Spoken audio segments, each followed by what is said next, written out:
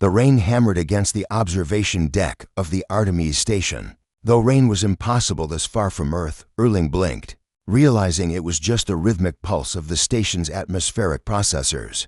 He'd been spacing out again, lost in memories that felt increasingly fragile, like photographs left too long in the sun. Erling, you're doing it again, Emily said, her voice cutting through his reverie. She stood at the control panel, her fingers dancing across holographic displays with practiced ease. The blue light cast shadows across her face, making her look ethereal, almost unreal. Doing what? He asked, though he knew exactly what she meant. Staring at nothing. Thinking about her. He didn't deny it. There was no point. Emily had been his partner on the Artemis for 3 years now, ever since the incident. She knew him better than anyone, perhaps better than he knew himself anymore. The Artemis station orbited a dying star in the Kepler 442 system, monitoring quantum fluctuations in spacetime. It was lonely work, but necessary. Someone had to watch for the rifts, the tears in reality that had started appearing after humanity's first experiments. With faster-than-light travel, someone had to make sure the universe didn't unravel at the seams.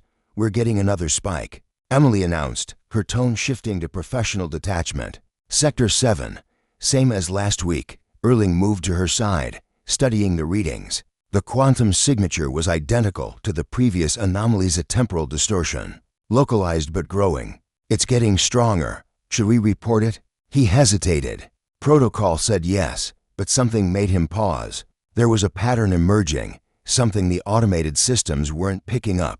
Something familiar. Not yet, he said. I want to investigate first. Emily's green eyes found his, concern flickering in their depths. Erling, we can't. Please, Sarah, he said without thinking.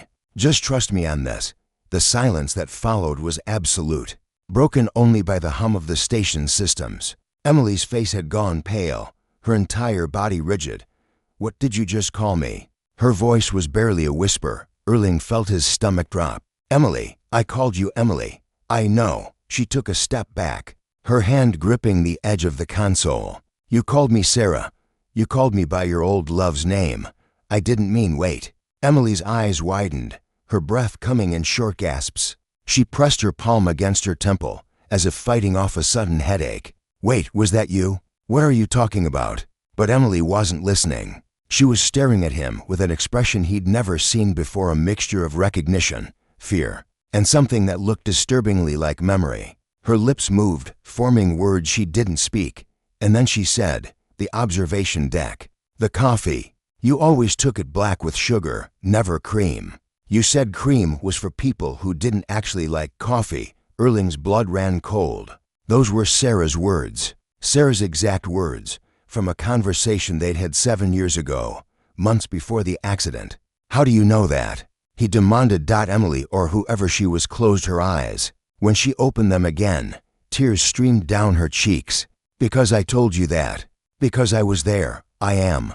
I was. The station shuddered. Alarms blared as the quantum distortion in Sector 7 spiked to critical levels. But neither of them moved. Sarah died, Erling said, his voice breaking.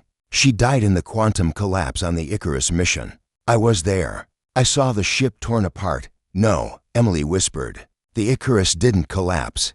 It shifted. We shifted. She looked down at her hands as if seeing them for the first time. They told me I was Emily Chen, recruited from the academy 5 years ago. They showed me records, memories, a whole life. But it wasn't real, was it? It was constructed. A cover. That's impossible, is it? She laughed, a broken sound. We're monitoring tears in space-time, Erling. We've seen things that shouldn't exist. Why is this any more impossible? He wanted to argue, to insist she was confused, suffering from some kind of psychotic break induced by isolation. But the way she looked at him, the way she knew things she couldn't possibly know. The temporal distortions, he said slowly. They're not random. They're centered around the station. Around us. Double quotes. Emily-Sarah nodded. What if the Icarus didn't destroy us? What if it scattered us across different timelines, different realities? What if you've been here in this timeline, and I've been here too, but rewritten, reimagined as someone else? Then why now? Why are you remembering now? She moved to the viewport, looking out at the dying star. Because the barriers are breaking down. The quantum distortions of the universe trying to correct itself. To reconcile incompatible timelines. When you called me Sarah, it was like a key turning in a lock. Everything started flooding back. Erling joined her at the window. If that's true, if you really are Sarah, then we're living in a paradox. Emily Chen exists. The records are real, verified by Earth. But you're also Sarah Winters, who died 7 years ago. Both and neither, she said softly.